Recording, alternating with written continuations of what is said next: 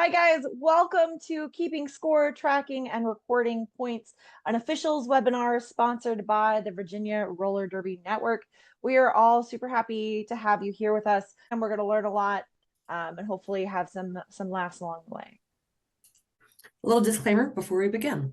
So please note that the information that's being shared today is not from the WFTA. We are not WFTA sponsored in doing this. It comes from our experiences as officials, which you'll learn a little bit more about us today in just a little bit. Anything that we share is from our experiences, from our understanding of the rules and how to interpret them. So please keep that in mind. This is a limited amount of time that we've got today. I know 2 hours can be a long time for a webinar, but it's going to go by fast and we're going to have a great time. If something isn't covered, it's not because it isn't important. It's because we're trying to cover as much information as possible, but to do it in a way where everyone's learning and that it makes a lot of sense. Today is an intermediate clinic. We are assuming that you've seen at least one game of roller derby and that you understand some of the very basics of what points are, how they're gained, and some of the very basic rules. We encourage you to share any of the materials from today, but please make sure that you give us credit. All of our slides have credit attachments on the bottom of them. Who are we? So my name is Admiral Mayhem, she, her. I'm with the Charlottesville Roller Derby Group. I've been in roller derby for 15 years. I've been officiating for 14 of those 15 years. A couple of my highlights include going to JRDA champs 4 times, going to several WFTA postseasons, and I do love to head ref a game, very much so. And I will turn it over to Lynn. Hey, I am Adrenaline, she, they. I am the head referee for River City Roller Derby. I just hit my 11th year last month. Most of my time in Derby has been as a skater.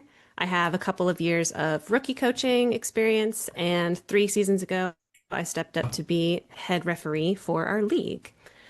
Some of my highlights are I went to RollerCon for the first time this year, and I taught a class called Ref Curious, and I love jamming and jam reffing. So I'm going to pop it over to G.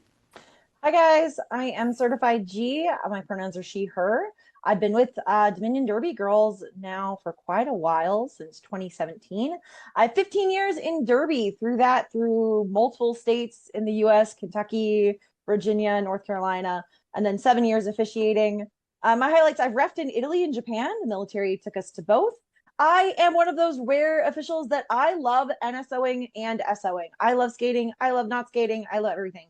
And I really love to front IPR and jam time. I'm going to throw it over to Le Corbusier or Bruce. Hello, I'm Le Corbusier, or she, her. You can also call me Bruce. I am the head official for Charlottesville Roller Derby. I have been officiating and in Derby for 14 years as of a couple months ago, and I have been pretty much the head official ever since then.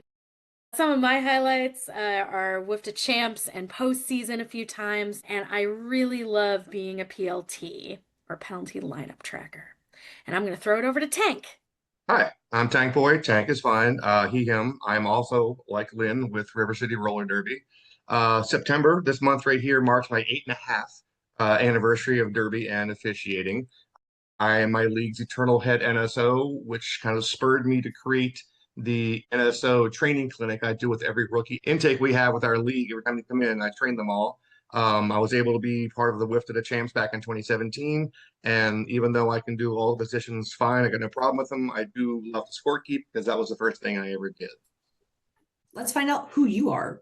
So for who we've got for today, the knowledge and skill level that we've got is really interesting to see. We have a lot of beginners who are joining us today who have said that they have about 0 to 10 games in terms of their officiating experience, mostly scrimmages at practice, still learning officiating roles and responsibilities. Our advanced, so 6.3%, anywhere between 50 plus games that have done sanctioning, high level gameplay experience. Thank you for being here.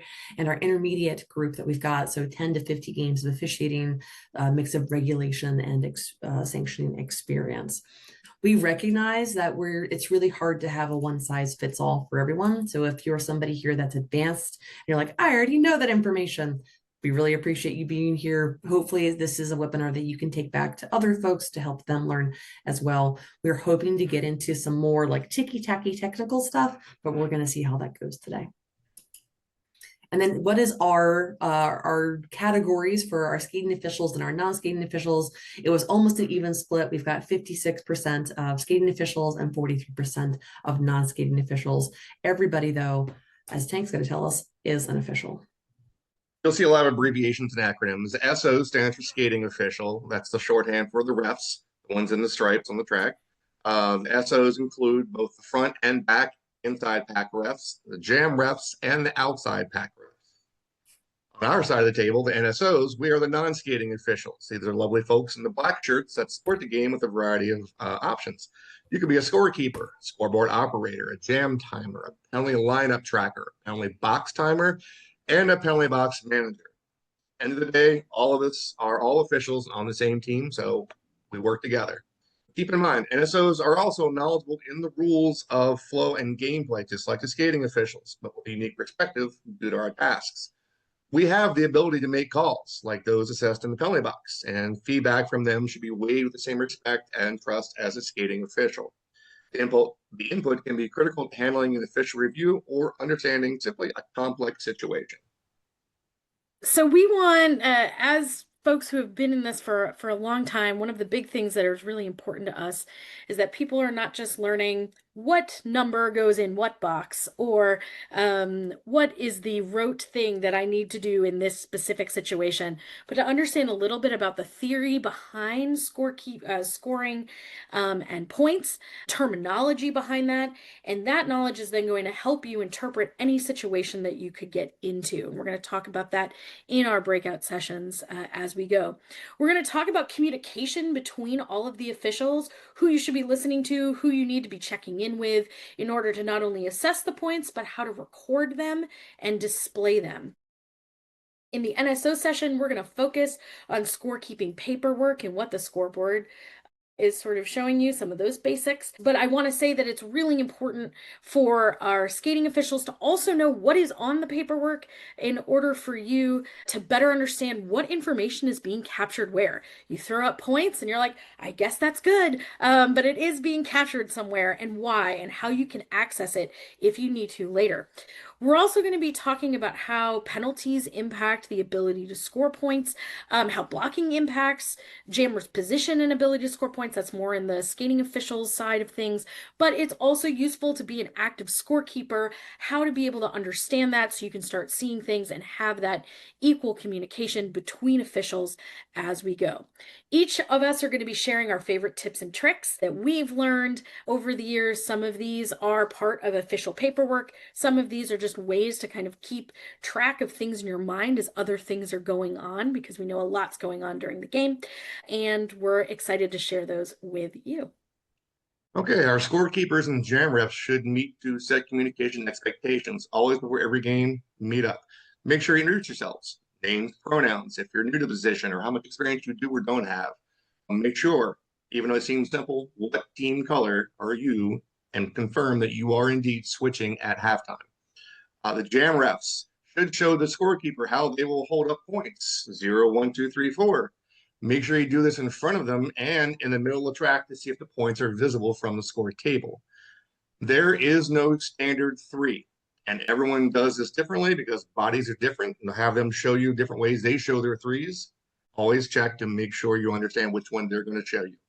The jam refs and scorekeepers can have a different 3 as long as there is a shared understanding of what the other one's going to see to confirm the points. Jam refs also show the no initial trip hand signal of their choice.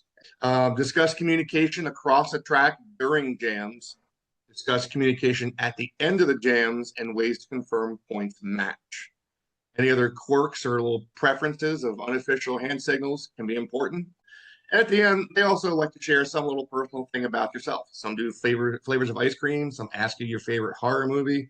It's just a little icebreaker so you kind of get to know the people you're working with. Can we take a second before we move on just to show our different 3s? People said they couldn't see them unless we were talking. So hopefully now you can see my 3 that I'm talking, right? So I generally use my thumb and my 2 forefingers. Here's a different 3 that you can also use if you're out there going around.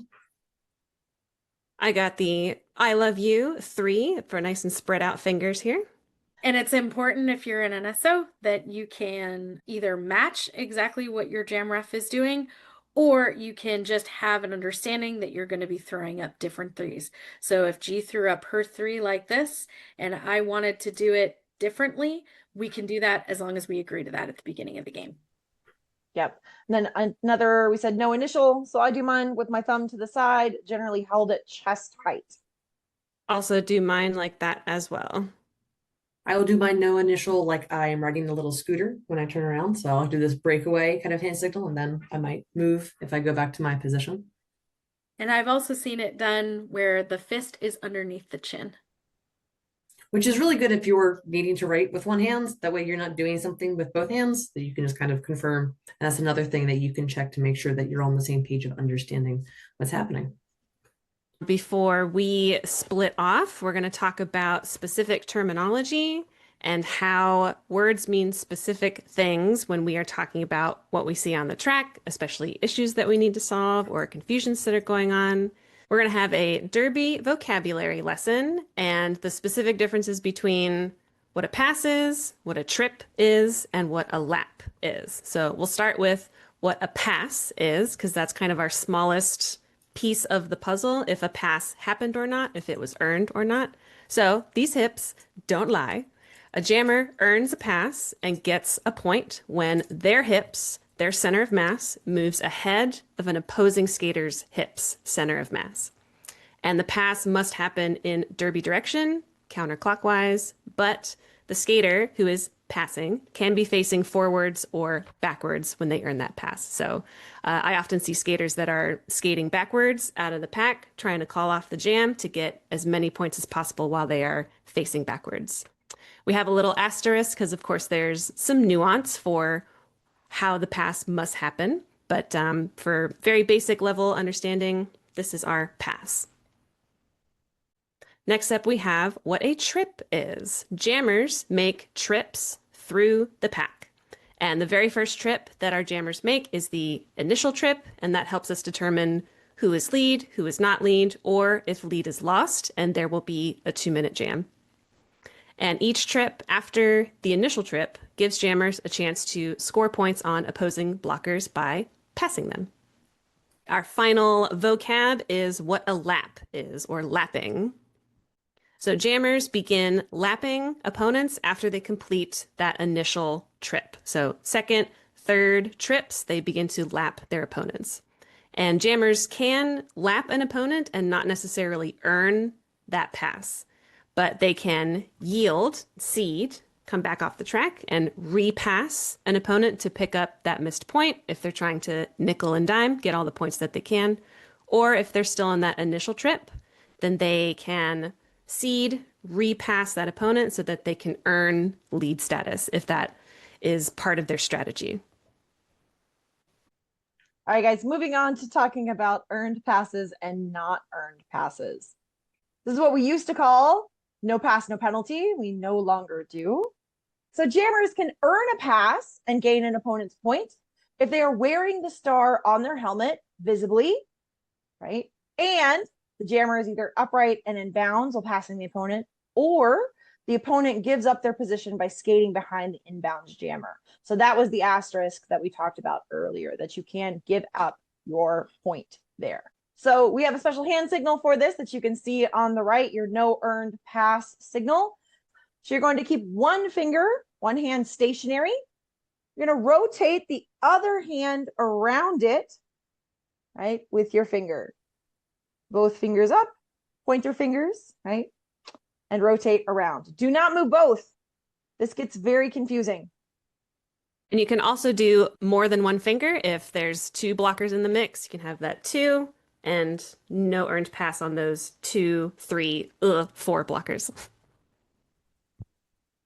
So welcome to Brews and Tanks, probably thorough enough NSO training, where we are going to talk about scorekeeping and a little bit of scoreboard operating. We have a lot of things that we're going to cover today at different levels, but we wanted you to know that both of us are educators in our non-derby lives. So one of the things that's really important to us is that we teach you kind of the why of how to do things as opposed to just the how, because we want you to be able to get into a situation and think about, why was this thing done in the first place? Why am I recording it this way? Why am I having this information in the first place? And then how do we then get through those situations together?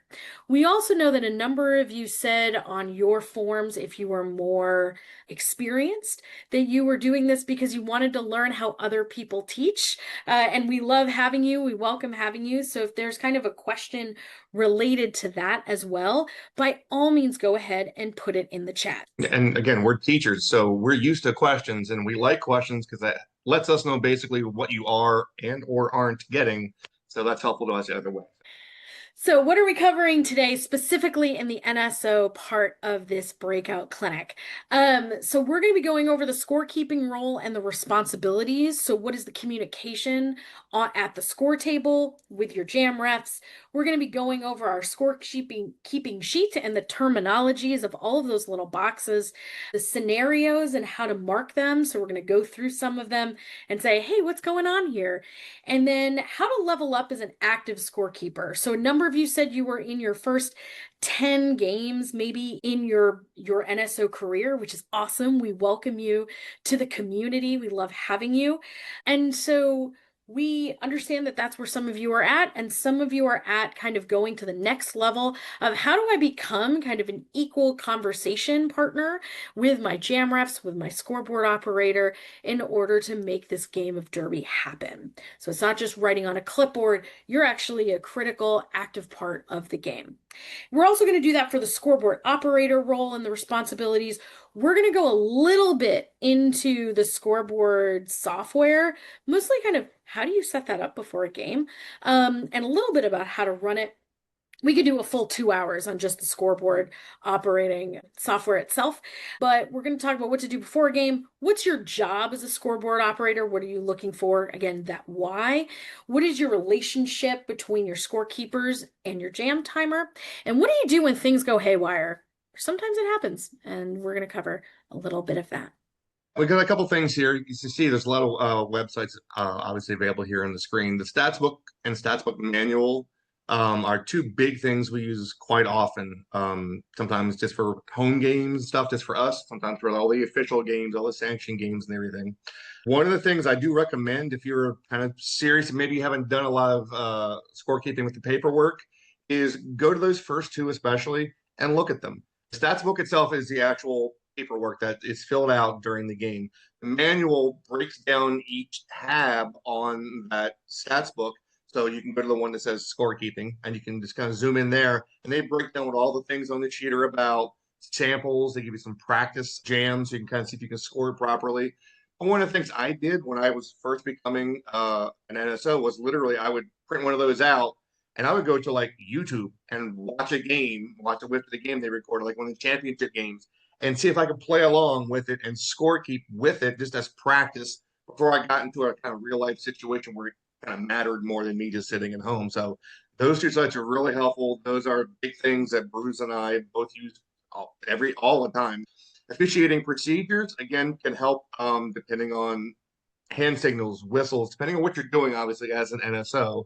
The officials education portal. Actually, Bruce, let me throw it back to you one time. I have not worked with the Nerds Derby Simulator since we're going to see it a little later. Can you talk about that one real fast? Sure. So the Nerds Derby Simulator is an online website where you can actually set up your game with little dots, color dots, and then you can play around different scenarios. It's really helpful for teaching people about Derby if you're not someone who has all of the all of the scenarios recorded from all of your favorite games, and it's a really great way to kind of explain things without kind of all of the video kind of behind it, because it's just a simple graphic. So we'll get that in a little bit, and I'll make sure that we put these into the chat at the end so that you all can click on all the links, and you'll also have access, I believe, to these slides since you have come to the event, and so you can click on these. There'll be live links as well. Yep. The scoreboard resources down there, it kind of depends on how your league works things. It's nice for our league because we have literally, I'm using it right now, a league laptop that's just for me to do all this stuff on. That's where the CRG, which is the scoreboard program, comes from, and is sitting on this computer right here. if you don't have a league laptop, obviously someone in the league that has one, just make sure you always have access to it for game nights and everything else. It can be a little intimidating when you first go into it and you're first trying to set it up because it feels like it makes you go through a couple of hoops and you're not sure if you're doing it right, which is fine. If you need to contact either one of us, we can verify and walk through with you if you need to, whatever else. This is also where you're going to be putting the team rosters for the game nights and everything else. And this literally populates everything for your scoreboard and your score screen in front of you as you're getting ready for the actual game itself. And like I said, down here at the bottom, the last one with the TV, YouTube, play along at home, try it out. It's no harm, no foul. You're just kind of doing it yourself. So take each of those on your own time, your free time. Just kind of go through and check them all out. Yeah. Bruce, back to you. All right, so where are our officials on the track? We just like to kind of give a graphic. Your score table might be in a different location than what this is showing, and that's okay. Probably you're not in the middle. If anybody is scorekeeping from the middle, let us know. But maybe your venue requires it, I don't know. But really, usually there is some sort of turn where there is or straightaway, where there's going to be a table on the outside of the track where you're going to have the SBO or scoreboard operator, your two SKs, which are your scorekeepers, and then in the center of the track, who is critical to this communication for all of this, are our two jam refs and our jam timer, the JT.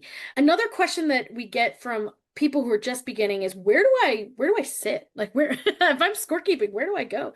And I just want to let you know we want to let you know there is a place for you, and it's not because you want to sit on one side or the other. The scoreboard operator, this is sort of what they see at the beginning before a game. And so there are two teams throughout today. We're going to be using the Charlottesville Roller Derby team in black and the River City Roller Derby team in green. And so black is on the left side of the screen. River City green is going to be on the right side of the screen. And so if you are scorekeeping for black, for Charlottesville, you are sitting on the left side of the scoreboard operator.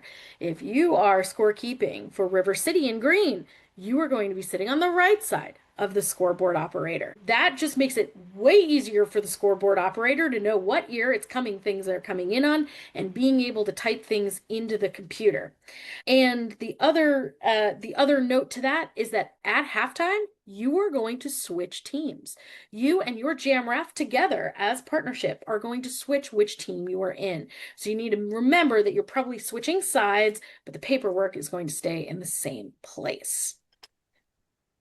All right, so a little bit about scorekeeping. What are you responsible for when you were told that you were going to be a scorekeeper? The first one, people kind of know, they're like, yeah, I'm keeping track of the score. I'm keeping track of the points for a team. That's great. We're also communicating with our jam refs. So you heard earlier that one of the things you're going to do at the beginning of the game, before anything starts, is meet with a jam ref, it's going to be yours. You're going to get a colored bandana or some sort of wrap, usually, for your wrist to say which color of team you are going to be going. And then you switch it at halftime. You're going to run through your hand signals. How do you do no initial pass? And even if you're like, I don't know what that means yet, totally fine. Find out what they want to do. So again, I do this, which is my fist under my chin. Some people like Addie do I guess she's calling it the scooter. And some people do a fist with a thumb coming out, or others. We've sort of gotten away from any sort of hands down. We just don't really think that that's very positive in the community, so not that. Or something like this, which we had some officials in the past do, because that also just isn't the most positive of hand signals. So find a hand signal that works for you. You're also going to count. What's your 0? What's your 1? What's your 2? What's your 3? 3. 3. What's your 4? What's your 4? Sorry, that's like a joke for people who've been here for a long time. But 4, communication with your other scorekeeper and your scoreboard operator. It's going to be constant. It's going to be a constant chatter going on, because there are things that you are kind of conversing about that are really important. We're going to be doing a little bit of math, and we're going to be checking that math. Yes. Tank is a math teacher. Loves math. My dad's a math teacher. I also love math. So math is important, but we believe in you. We believe that you can do it. So it shouldn't be the big thing that prevents you from doing this position. You're also confirming who the jammers are. If there are any star passes during that jam, we're going to go over that. And we're going to be checking in with our penalty lineup trackers at the end of our periods in order to determine how many star passes just happened in that period. We'll get back to that. And then at the end of every period, we're going to be checking our last scoring jam with our jam refs. And we're going to tell you why it's only the last jam and not the whole period. No one should be having to do a ton of math right before the end of the game before we go official score. And we'll go into that also. Who are you watching and listening for? You're watching everybody. You're watching your jammer, your pivot, your jam ref. You're going to be listening to your scoreboard operator, giving you or asking you questions. You're going to be looking for star passes. Again, we're going to get to that.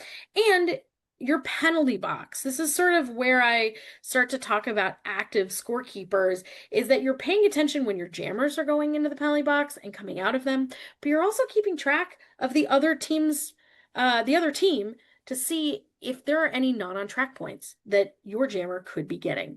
Your accoutrement for this scorekeeping task, you're going to be getting paperwork. You're going to want a pencil. You're not going to want a pen. You're not going to want a Sharpie. You're going to want a pencil. And sometimes you want a calculator, and that's cool. If the calculator's on your phone, make sure your phone is in airplane mode. All right, a little bit of score sheet terminology. I just want to check the chat quickly just to make sure. I will point this out too while you look at the chat. If you what have is never, sad draft? I know, I want to know that too. But if you've never seen a score sheet right now, enjoy this view because the score sheet itself print is so small on the paperwork. It's ridiculous. So enjoy this slide so much. Pick up the sad giraffe, Bruce. Where is it? I don't know. I'm just saying you want to talk about it, ask somebody, go ahead. I'm trying to think what that would be. It's like, all right, what is a sad giraffe? Yeah, Simon, if you would like to, that would be awesome. The sad giraffe looks something like this. That looks like a lost giraffe. Like, what's going on? What's going on? I also like sad giraffe. Seems like a very European thing there. It's in Scotland, South England, and great. France. Yeah.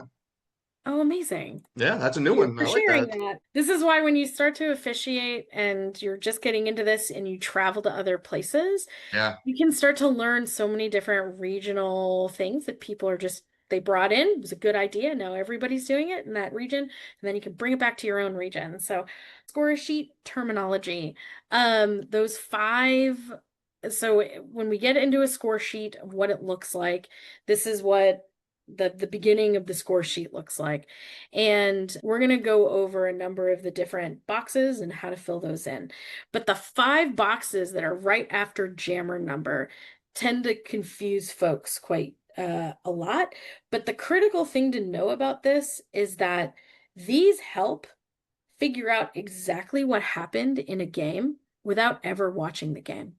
So if I get, I don't know, a stats book, or I get a set of sheets and I wasn't at the game, if I know that people who have been filling this out have some experience, they're confident in that, I usually can tell exactly what's happening in a game and can tell the story of the whole game without having to watch video or be there. And these can help us really greatly in that. So we're going to go to the first one, which is lost. This is telling us if a jammer has lost either their ability to get lead or they have lost their lead jammer status. They can do this in 2 ways. They get a penalty or they take the star off legally, or a teammate takes it off for them. This can happen before lead is given. And that is why the lost column is the first column of the 5, because it is the first thing other than injury, which we'll get to. It's usually the first thing that can happen. So if you think about the ability to get lead is something that you get, or you lose your ability to get, or you don't get it at all. This can start telling the story. This column is not for if the other jammer got lead jammer. You didn't lose it, you just didn't get it. But if you got a penalty before lead was given, you have lost your ability to get lead. If you have taken off the star and lead was not given, you also have lost your ability to get lead. There's always nuances to everything, but hitting the basic, that's what's going to happen. Yeah. All right. You want to talk about lead and call? Yeah. And kind of piggybacking on what Bruce said there, of these 5, the first 3 are the ones that are going to happen almost every time. These 3 are the most common 3 you're going to see. The first 3 you're going to see. The back 2, maybe not. But these 3 are your bread and butter. Jammer getting lead jammer status. The jam ref will do a hand signal for that, which is the big L, which again, not for loser. Do you want to repeat that one? No. That could be interpreted as you're trying to signal that it was 1 point or 2 points. You don't mimic that one because it can be confusing possibly to either a coach, a player, or another ref that's out there. Also, just because you see the, for example, person get out first, you don't assume that that means they're lead. You wait till you see that jam ref throw up the signal. Now you know it's lead. Now you can mark it down. And then on the back end of that, the jammer calls the jam off successfully is the key word there. They could try and do it and be unsuccessful. You wait until that ref is mimicking their hand signals and blowing the whistles. Then you can mark off the call lead. Don't you assume. Always wait for the ref to confirm. All right. And then the last 2 columns, one of them is, it says INJ, especially if it's blurry, it's really hard to see if it printed that way. But what this means is that a jam was called for injury for any player or official, and before the natural end of the jam or a call off of the jam by a jammer. Both scorekeepers are going to mark if this jam ends for injury. It doesn't matter if it was your team. It doesn't matter if it was the jammer. You're just going to make an X in that column to say that there was an injury. A thing to note is that sometimes it looks like there is an injury right after the jam is called. And you're like, hey, was that called for the injury? Or was that called and then the person just stayed on the ground? And sometimes that happens very quickly. So take a look to make sure before you mark injury that it was either called by a jammer and not called for injury, or it was called for injury. That has implications to that person coming back onto the track. The penalty lineup trackers will sort of doubly be having this information as well, but you just want to make sure before you say that it's injury, because if that person shows up in the lineup and they're not supposed to, there are other implications for 3 jams. All right. And then the last one is no initial. Good question. How would we know for sure? Yeah, good question. That could be a quick question to an OPR. You can stand up and sort of get the attention of one of the officials and have them come over and say, hey, was that called for injury or not? Usually if we are taking an injury, it's going to take a little bit longer than that 30 seconds. So there's probably going to be an official timeout at some point. So we can kind of ask that question. Bobbin, you have a hand signal. Do you want to show us this? Oh, really? Interesting. You broke the bone. two fingers with your thumbs up, making the bridge. Mingus, yeah. Yeah, it's hurt in sign language. And say that's sign language for breaking a bone. Yeah, you hurt. Mm-hmm. Another one, just go over your hand signals before the beginning of the game. I might start using that. That's really nice. I like that. So the no initial column, the last one, is if a jammer does not complete their initial pass, and therefore never gets to their scoring trip. They get stuck behind a wall, they get rewound, they go to the box, they come back in, they never get out before the end of the jam. It can happen. It happens quite frequently. This does not mean that they get a 0 in trip 2, because in fact, they have never made it out of the engagement zone, which would put them on trip 2 or their first scoring trip. This is really critical to know. Sometimes I see people have the no initial marked or a 0, or we go back in video and it's like, oh, they never got through. This does have implications on the stats of a skater, but also is just really good information for a team who might be looking at the sheets to say, hey, how effective are my jammers getting through these walls? And if they're not getting through versus they're getting through, but it's a 0 because they forced a call off, that could all have different implications of how things are actually happening. So that's sort of the why to kind of pay attention to the no initial and make sure that you know what's going on there. So scoring trips, Tank, go for it. Okay. First of all, we'll use a chat for this one. I want to throw a question out to see who remembers from the conversation we had earlier, or if you already knew before you even got here. You notice along the top, it numbers all trips for you, trip 2, 3, 4, 5, etc., depending on how many you have. But why don't they have a trip 1 there? And by throwing the chat, I get the chat open over here so I can see it. Why is trip 1 right? That's the initial trip. Exactly. Thank you. Oh, that's not a scoring pass. Exactly. Trip 1 is just scoring trip, not pass. Scoring trip. Oh, that's right. Remember, we have different things. Yeah, we talked about that earlier. What is a pass? What is a trip? What is a lap? Scoring trip. Thank you. Okay. Because that's where they're trying to figure out maybe if we can find out if you have a lead or whatever else. And then once they come around again for trip 2, now they're scoring, or they have the ability to score points as it goes through here. Keep in mind as you go through this, is there on the next slide, is that the little addendum on the last 2, the jam total little note about that? I think it's on the next slide. There we go. Yeah, those 2 on the end, please don't leave them blank. It's to help you keep yourself straight. It helps your head NSO when they are doing their paperwork later too. Make sure all the numbers you put in, those trip 2, 3, 4, whatever, you have added up correctly for that jam total, that specific jam. And then it's added on to the game total to make sure that because those numbers should match what's on the scoreboard for the scoreboard operator also. That's when we get there in a moment. That's what the scoreboard operator is going to talk to you and mimic those numbers to make sure you've got the same thing they've got. So please fill those in. Talking a little bit about the we have a question in the chat. Oh, we have a question. Bobbin said, I thought the jam total box stayed blank if there was a star pass on the other team. Okay. Let's wait. We're gonna cover that in just a minute. We're gonna just keep that for 1 second, Bobbin. But no, you're gonna put a 0 for the jam total. But we're gonna keep going. We'll get to that in just a moment.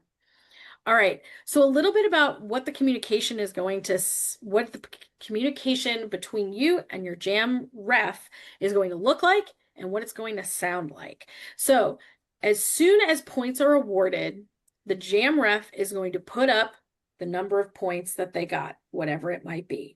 You as a scorekeeper are going to do the same thing. You're going to mimic them the entire time they keep up their arm. That does not mean that you make eye contact with them and you nod and then you put your hand down. You and them, both of you, are going to keep it the entire time until the jammer enters the back of the engagement zone for their next trip. So if you do it, if your jam ref does this, you are also going to do this. I'm sort of slinking down in my chair because really you should keep your hand up really, really far. You're not doing something like this. You're not doing this unless they've asked you to, because they cannot see in the venue what your fingers are. Should have said that at the beginning, is that I always here's a tip. I always like to have them do this in front of me, like they're counting 0, 1, 2, and then I make them do it from inside the track. So I can see if there's any impediments or if their hand blends in with the background. And then maybe we need to use some tape, like colored tape, in order to see better kind of how many fingers are there being held up. Suggestion also, use your non-dominant hand as the one that you're going to be putting up. I am right-handed, and so I will be writing with that, and I will put up my left hand with my points. For my league, I am the backup scoreboard operator in case our main one can't be there, so I do this quite a bit. Scorekeeper should verbally communicate the points scored to the scoreboard operator after each scoring trip. Don't wait till the end and give them a total. As it happens, give them a number, 2, 3, 4, whatever it is.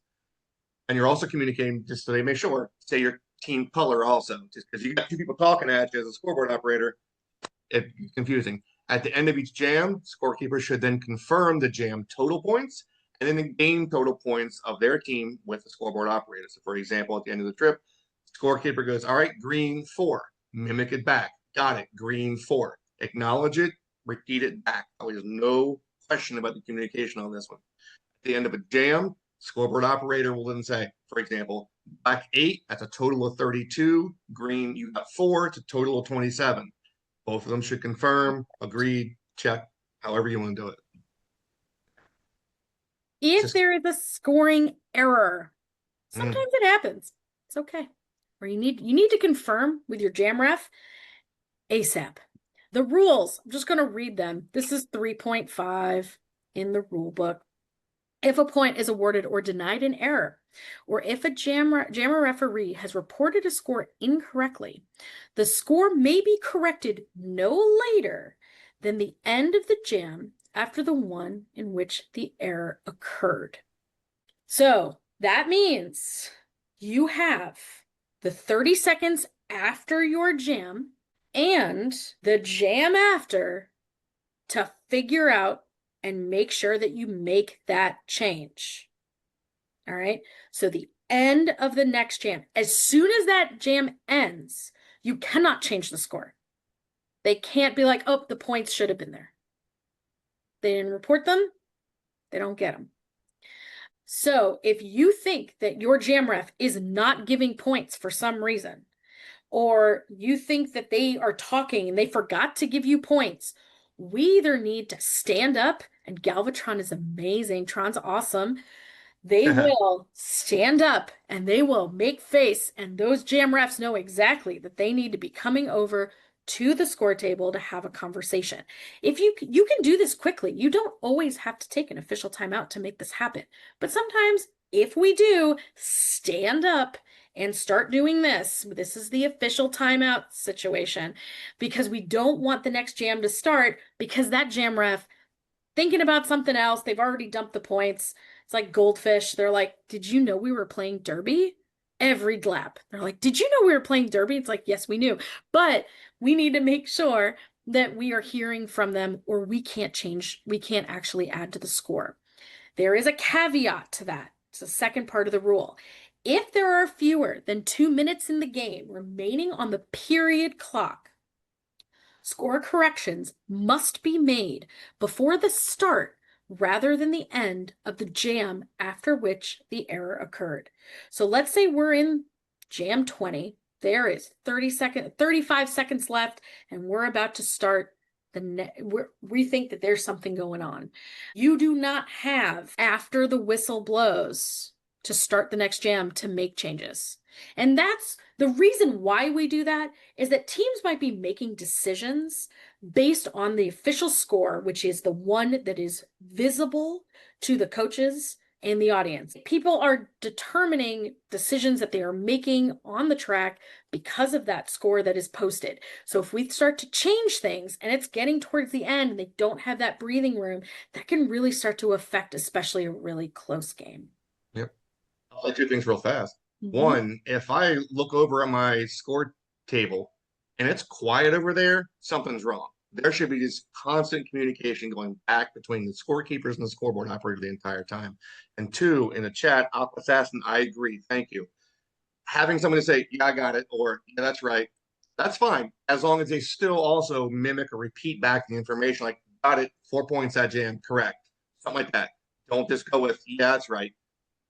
Say it back to each other. Both of you say the same thing. That way you did hear it correctly and they can hear that you heard it correctly. Agreed. So this is where I'm going to disagree, and where it's totally fine to agree to disagree in this situation, and why you have this communication before the game is that as a scoreboard operator, I don't want to hear the points again because I think you're giving me more points. I meant that as far as me as a scoreboard operator repeating it. Like they say it, I go, got it, and say it back to them as right. But if I'm asking them and I say, all right, I'm the one who's leading the charge and saying, all right, you had jam total was this, game total was this, I want to hear got it. And so that can just be your personal preference and whatever works for you, and that's okay. And it can change. You can also change your preferences on who your scorekeepers are, who your scoreboard operator are, just so that you have the right chatter for the right situation. All right, cool. This is what the scorekeeping sheet looks like. Here's our favorite green sheet that we know and love. If you were the person who is printing out these sheets, take the time to customize the scale that you are printing these sheets out at.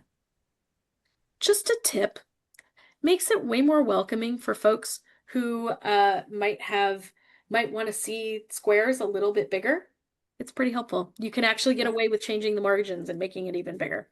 Yeah. But I digress. The first tip that we're going to share with you is you see up at the top that I have written in my handwriting as a scorekeeper 0 through 9. You should do this for any NSO position. If you have paperwork, go ahead and quickly, at some point during the period, quickly, as you're like not even looking at the sheet, you're watching what's going on the track, write 0 through 9. And that way later, if we have a question of like, what number is that?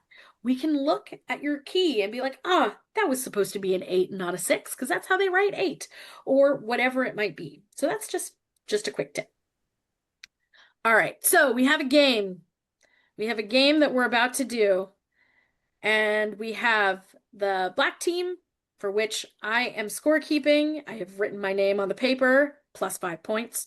My jammer ref is going to be Admiral Mayhem, who we met earlier, also +5, not points for the game, but +5 points for life.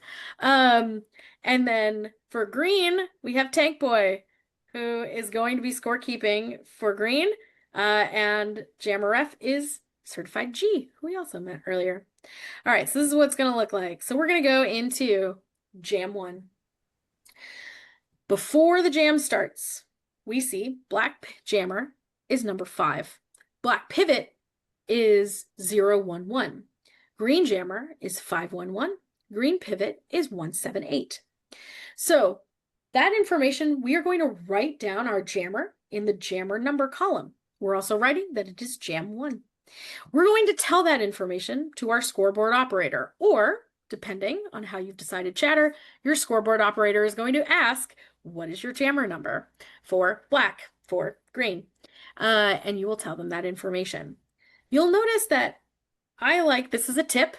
This is not official WFTDA paperwork, but this is something that I have seen quite a bit, is that people will put the pivot's number as well off to the left. That way, if a star pass is happening, you can very quickly make the change on your paperwork and record that on the paperwork and not have to remember, who is my pivot? Just get it initially. The scoreboard operator is also going to want to know that information because they're going to mark it, and they are going to be able to press one very simple button that says star pass. And then on the scoreboard, it's going to change the name of the person who is jamming. So it is really important to actually keep that.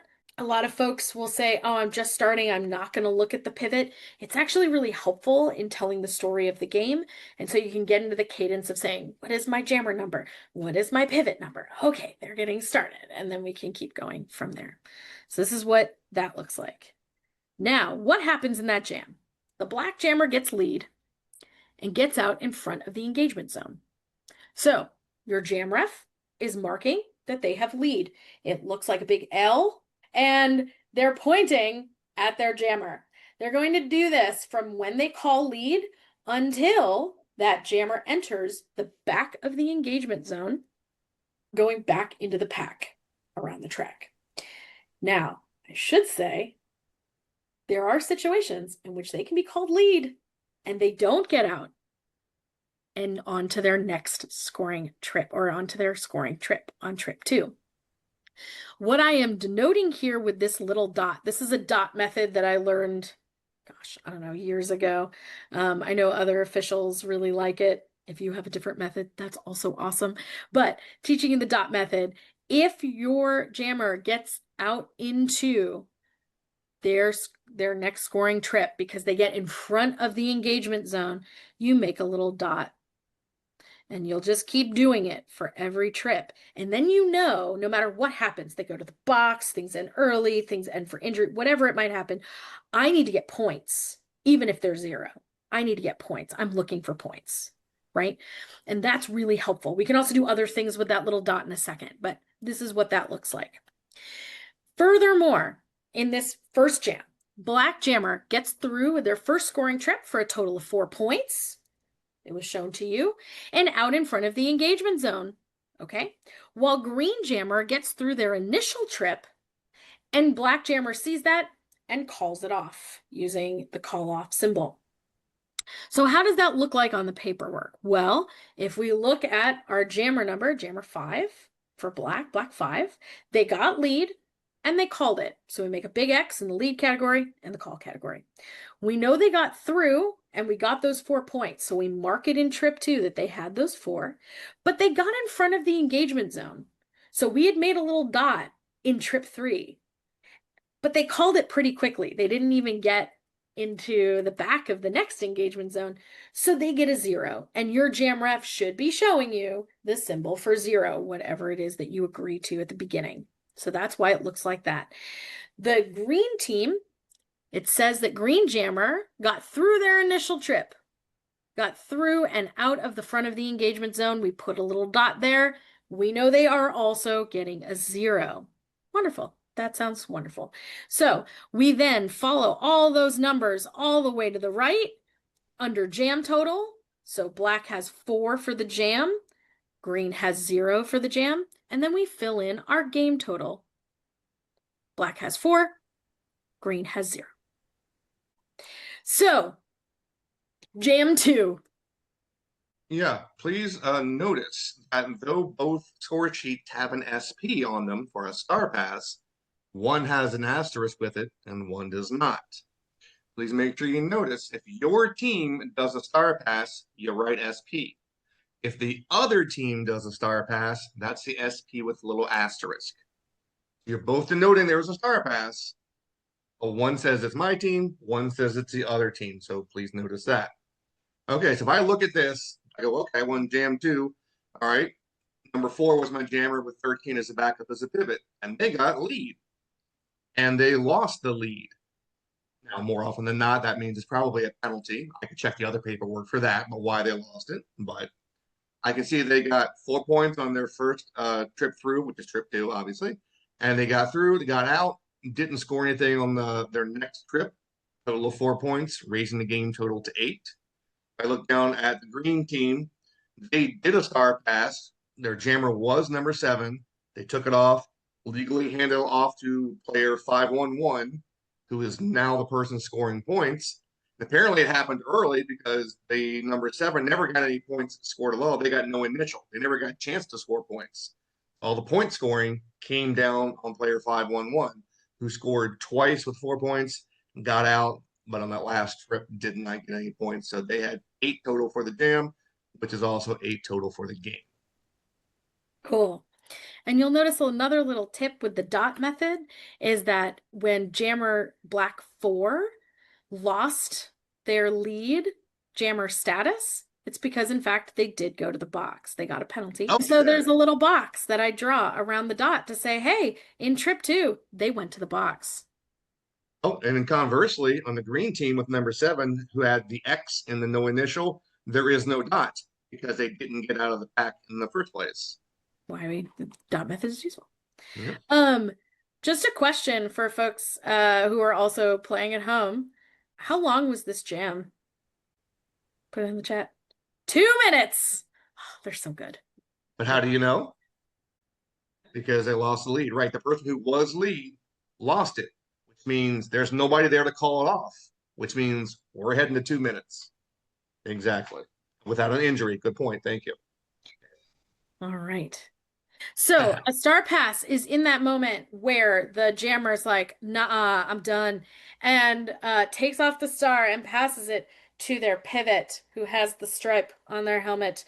We're not going to go into the very intricacies of the basics of this at the moment. They do kind of that magical handoff of the star, and then the former pivot is now the jammer.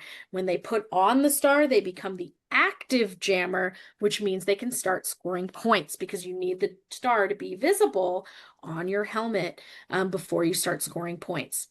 A couple things as a scorekeeper that you need to watch out for. You need to make sure that the star pass occurred legally. You might see a star stash. Someone takes off the star and they're holding it close. You might even see that it happened. Oh, but now there's a whistle and they're saying that that pivot is still a pivot and is not a jammer. You can tell by watching your jam ref. If your jam ref doesn't change from where they are, then that person who was the jammer is still the jammer. Sometimes it changes. They think it's happening, and then a penalty happens, and you're like, oops. But so that's why you want to give yourself a beat to make sure that that happened legally before you start telling the scoreboard operator, hey, black has a star pass, and they start marking it. If it is happening to you and it is your team that you are scorekeeping for who is doing the star pass, you're going to bop your head like this. Your jam ref is also going to bop his head or her head or their head like this. Your PLT, your penalty lineup tracker, probably both of them in the middle because they're probably talking to each other, might also bop their head, but it should be the team that it's happening to. I have seen more and more that everybody's bopping their head. It just seems to be the thing. That's just getting confusing. Also, we don't need that much bopping. So it should be just the team who is doing the pass and is making that happen. You may see it from an outside pack ref because they're the one seeing that it happened legally and they're trying to tell the inside, yes, jam ref, your person just did a legal star pass, and that's fine. There could also be other reasons that the head ref is asking them all to do it. I don't know, but not everybody at the score table needs to bop their head. So if it is you and you are the scorekeeper, go ahead and bop your head so the middle knows that you got it and tell your scoreboard operator, star pass on black. And you should say it loud enough that your other scorekeeper sees it because they got to make an SP star. Now, if it happens to both of you, that's so very exciting. You just have to erase your star. But you don't do another line. It's just that you're going to keep the same line and both of you will have an SP and have a number and maybe have points. You want to make sure that you give any points from that trip to the new jammer. So if you see that the original jammer passed 2 people, and then they take off the star and they give it to the pivot and they were on a scoring trip. All 4 of those points, if they get 4 points, go to the new jammer. Too bad, so sad. You're not splitting it. It's all, that whole trip goes with the new jammer. You're going to confirm the number of star passes you have in each period with not only your other scorekeeper, but your penalty lineup trackers. This makes sure that the sheets all line up. So every single line is accounted for, and they should all be the exact same. Moving on to Jam 3. Jam 3, what happened here? Just going to let you look at it for a second. So here's the difference of where you get lead versus where you get out of your initial trip. You get lead, jammer status, as soon as you pass the hips of the foremost person in the pack or the foremost person that's in the engagement zone, right? But that doesn't mean you got out of the engagement zone. The engagement zone is going to go 20 feet in front of the foremost blocker in the pack. So the situation, and someone put this down here, is that they got lead, and let's say they immediately get hit or they trip or they fall down. They pass that foremost person and then they hit the ground. Okay. That terrible for them. The whole pack skates forward and kind of sucks them back in, or they get hit out. Someone chases them and hits them out, but they didn't get through their engagement zone. It happens. So they realize this. They realize that the black jammer got out, and they're like, "I'm tired. I'm done. We're not playing this game. I'm having trouble getting through. I'm going to call it off." So they got lead legally, they called it legally, and they got a no initial. And it happens. Yeah. Okay. So that's why this looks the way it does. So now we have a game total still 0 for both teams and a game total of 8 for both teams. Okay. So now Jam 4. What happened in Jam 4?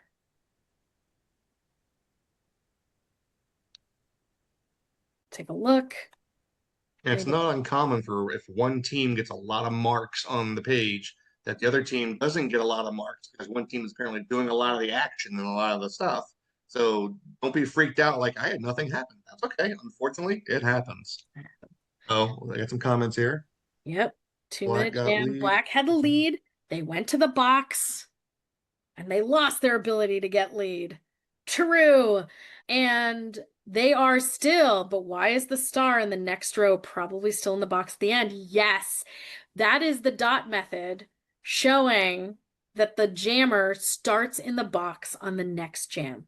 In the dot method, that's what we would do. Right. Now, one thing that's not showing here that I'll just add is if they're on their initial pass and they go to the box, then you would put that dot or star in a box in the jammer number column. So that's where you would put it. So if they started in the box, it's before the column. If it happens on their initial, it's in the jammer number column. And if it happens in one of the trips, you would put it in one of the trips. And then let's say that ended the period. It didn't, but let's say it did, right? You want to add up all of your columns to the bottom of your sheet. So you will notice that I say how many total jams we had? 4. How many times was lead lost? For the black team, it was twice. For the green team, it was 0. We do that for all 5 columns. And then we're going to add all of our trips up. So trip 2, we're going to add down the column. Trip 2, we're going to add down the column, 12 and 8. Trip 3, we're going to add down the column. Trip 4, trip 5 for black.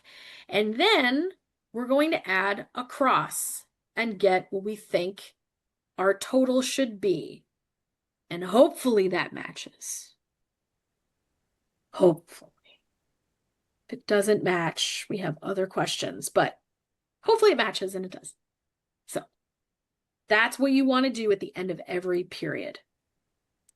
So if you are teaching your scorekeepers and they're like, gotta go, I gotta go talk to the fans, I got fans here, be like, I'm really, really sorry. You're going to have to add up all your columns.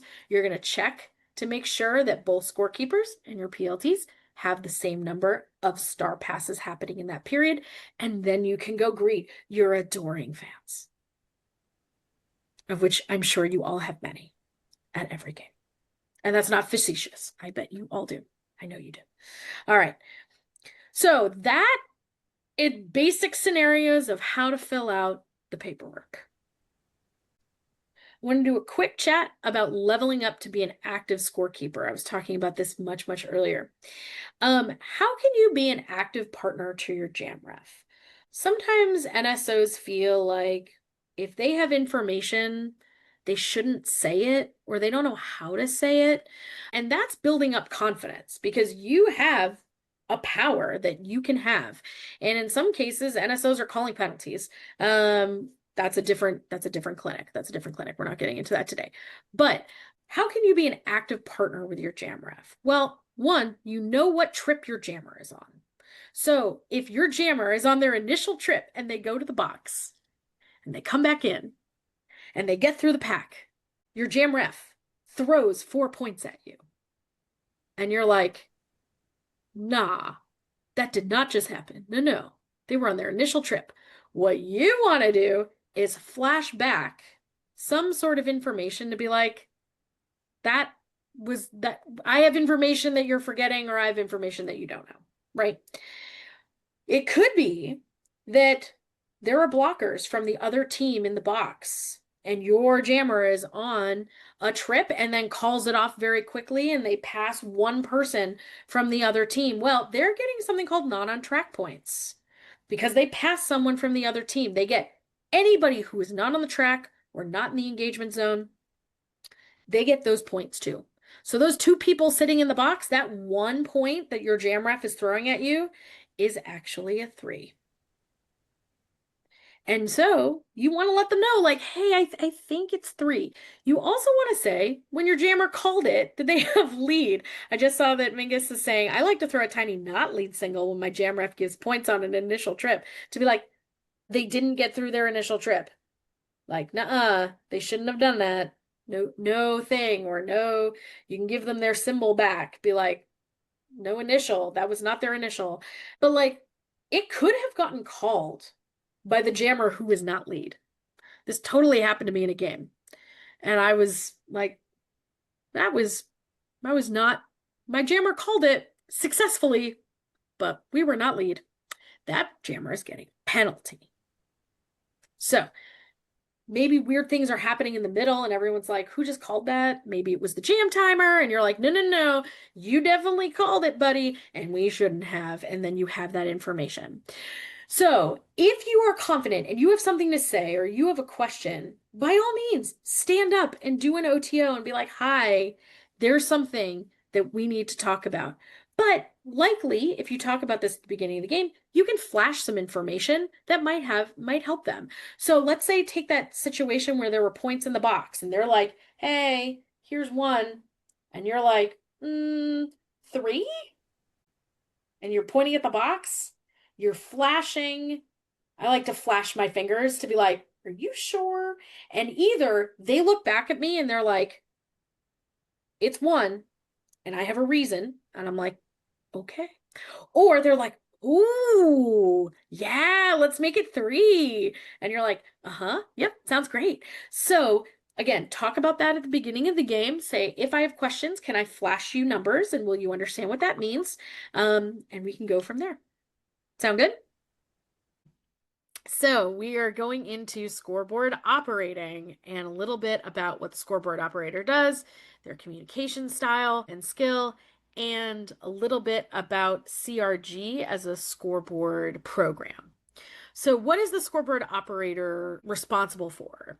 In the rules, it says there must be a visible clock, official jam clock, and period clock, and that is shown to the audience, the skaters, and the coaches, and the officials. And so the official clock is the one that is on the scoreboard. Jam timers, you are the backup. Also, we need to show the current and updated score. So they are responsible for updating the score and keeping the official game score.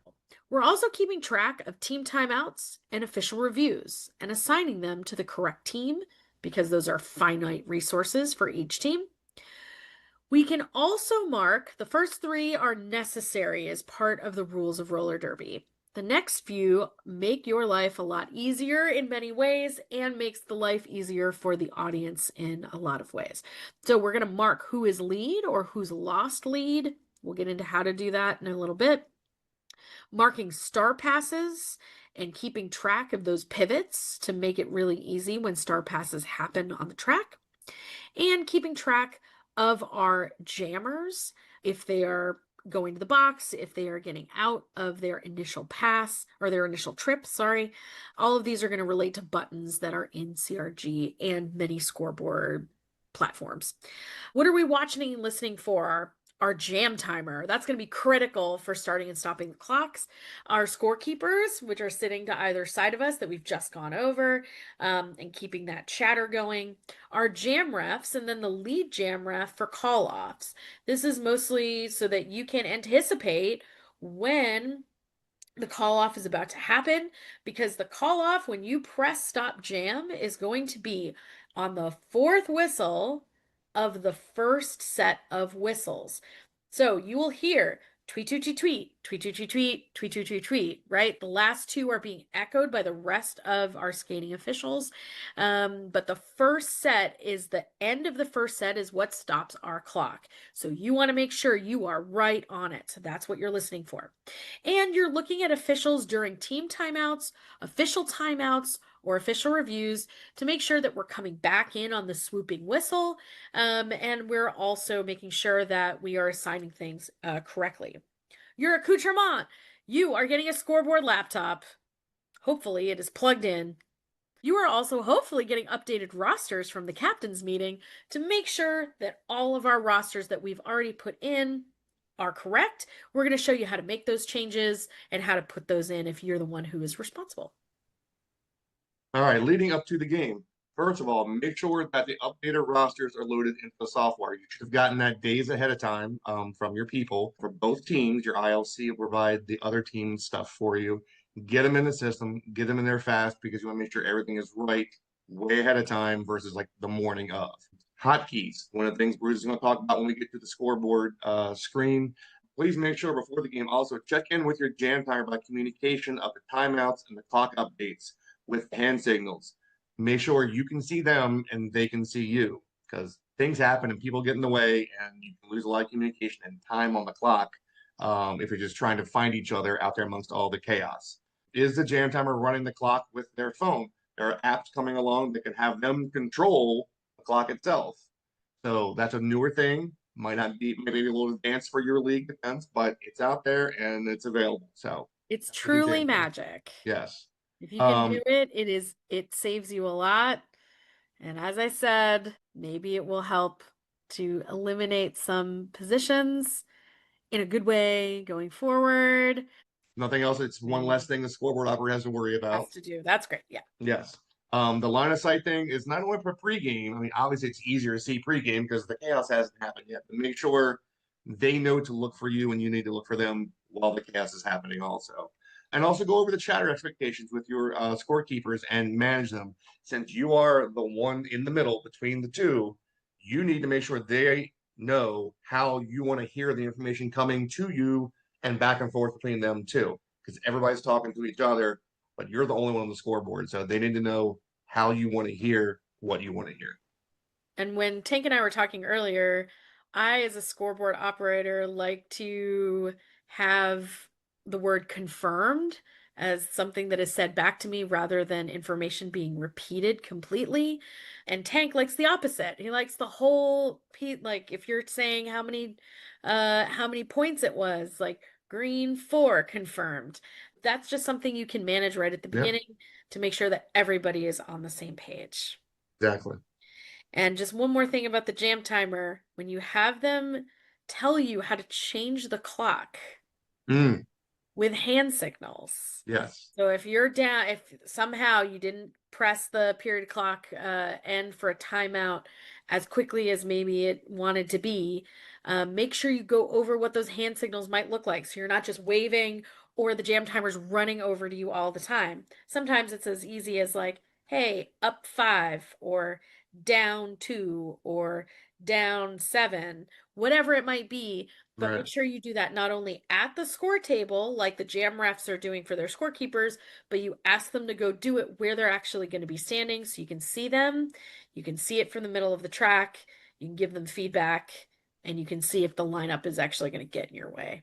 Yeah, I mean, it's nice if you are like the constant scoreboard operator and that person is the constant jam timer, where you two just get a nice rhythm, but don't expect that to happen all the time. So people change, people get sick, people get busy, and you might have somebody new in there. Make sure you understand they don't know the way you do things. Make sure you communicate. Speaking of right before the jams, literally the 30 seconds before the jams, you're going to confirm your jam and game totals for each team from the previous jam. Now we're starting the new jam.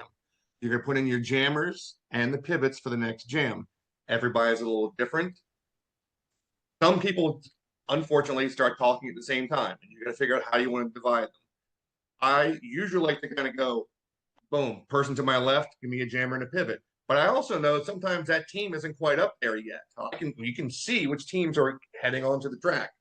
If I see one team ahead of another, I'll just point to that person. I just make sure I tell which person that I'm talking to you, give a team color, give me your info. All right, now, other team color, give me your info. Just judge it by the jam, but you can see everything on the track in front of you. It's kind of keep it organized. I try to keep it organized, so that's the way I do it for mine. And I know Bruce is different than that. Bruce is like, who's got information? Just give it to me. Let's go.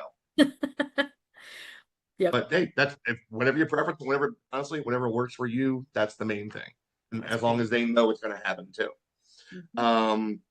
Again, when you hear 5 seconds, I usually tell them, hold on a second, don't tell me information. If we got kind of behind, the teams are slow getting on the track, I hear that 5 seconds, I'm like, hold on. I got to wait because I got to start that jam button. So I got to go back, hit the button. Okay, give me the pivot real fast. All right, then I can put it in.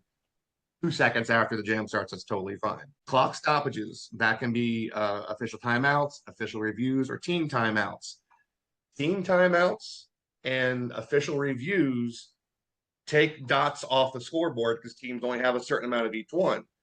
Official timeouts just stop the clock. If you, for some reason, can't see which one it is, hit official timeout, that at least stops the clock, and then you can figure out, oh, wait, is it a team timeout? Then you can push those buttons. But the main thing is get that clock stopped if you can't see, and then figure it out. All right. So during the jam, this is kind of what we consider chatter. And so you're going back and forth and you're finding out, kind of narrating what's happening in the game. So the first thing that you're probably going to hear after hearing your jammer and pivot numbers is if anybody gets out first and if they're lead or not. And there are buttons that will show who has lead on the scoreboard. Usually flashes the color of that person, of that name, of whoever the jammer is. And if you don't put in a jammer name for whatever reason, they didn't get on the track well enough, or you don't have good sight lines in that venue, it'll just mark lead and it will flash the word lead under that team. Then you're going to find out if the other jammer gets out. We can also update the score every single scoring trip. So this isn't at the end of the jam.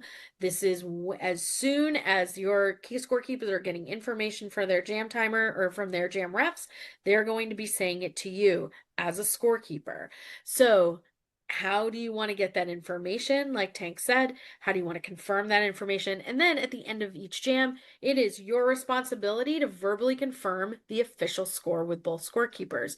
So you want to say black had a jam total of 4, which is a game total of 32, and green on that jam was a jam total of 0 and has a game total of 27. And you should hire back, or what I always tell my people to say is confirmed. Tank will have them report that exact same thing back to him and also say confirmed. So check the math, check it again, all the time. Okay. Jam timers and hand signals. Here we go. Scoreboard operators be watching the jam starts and stops and making constant visual contact with that jam timer at the start and during any timeouts. Because again, you have the scoreboard. If it's a team timeout, you got to indicate that. It's an official review, you got to indicate that. Or the clock itself may need adjustment. You got to go ahead and change that. Watch the hand signals. There's basically only 3 the jam timer is going to do that you need to worry about. As you can see on the screen there. Some of them are very straightforward. Team timeout, big T for timeout. They will do this, and they will point at which bench has called the timeout. So you know who to credit on the scoreboard with taking a timeout. Official timeout, that's when any of the officials, us or the refs, need everything to stop for a second because someone's got to be corrected for some reason. Hand signals basically do a tap on the shoulder or shoulders like this. That's nothing off the scoreboard, nobody's the fault. This is the officials taking the timeout. And this doesn't have a set amount of time. A team timeout, you got 1 minute. We know that. That's locked in. But official timeouts and official reviews, anybody's guess on how long it's going to be. If it's an official review, they're going to do the giant O above their head, and it'll indicate, just so you know, which team is calling this official review. Because you might not know, because both teams have to go out there and talk with the ref, the head ref. So you don't necessarily know who's the one that called the official review. So again, watch for the hand signals. That'll let you know which buttons you're pushing to credit that on the scoreboard. And then for official review, you want to talk to your jam timer or your head NSO before the game to see what is the hand signal you're going to get to see if a team retains their official review or not, because they're able to retain up to 1 in a half. And so some teams don't do thumbs up, thumbs down. That just in Derby tends to be something that some teams just don't appreciate as hand signals. So some teams do like this or this, which is similar, but kind of down, not like way up here. Right. They do it with their index finger. Some people do other different hand signals, but you just want to make sure that you communicate that at the beginning of the game. I'll say this, make sure you do that, because my first couple games, maybe 3 or 4, I didn't know that there was necessarily more set hand signals for it. So silly me, when a team didn't get they lost the official review, I would just walk up to the track, look at the scorekeeper, and kind of go, nah. I go like this. And they're like, they're not dead, Tank. I'm like, oh, sorry, they lost. Sorry. So I learned real fast, stop doing this for a no. Yeah. But find out what is working in your league. Right now, we literally do either the jam timer or the head ref literally still does the Caesar thumb up, thumb down. Thumb up, thumb down. Yeah. Yeah. We make sure that the head ref is going towards the coaches and the captains and start talking. And then about kind of when that seems like it is ending, then either the alt ref who's writing down all of the information or the head NSO who's writing down the information of what happened in that official review will kind of look at the scoreboard operator and give some sort of hand signal. I just realized something we might do. This might be good. Bruce and I are teachers. And Bruce, I don't know what your school does, but I just realized my school, when we do fire drills and stuff, once we go outside, we check our attendance. They gave us red cards and green cards. So we hold up like, yes, everybody's here, or I got a problem. So maybe we could do a red card or a green card, like laminate it, keep in your back pocket and go flip red, just like a soccer football, you know. Oh, I like that a lot. I'm an idea guy, man. I got you want to make sure, the one thing you want to make sure of is that you don't indicate something before the coaches find out. Make sure the head ref is saying something to those coaches that you have lost your official review or you're retaining your official review before you throw anything up. Oh no, they get so sad.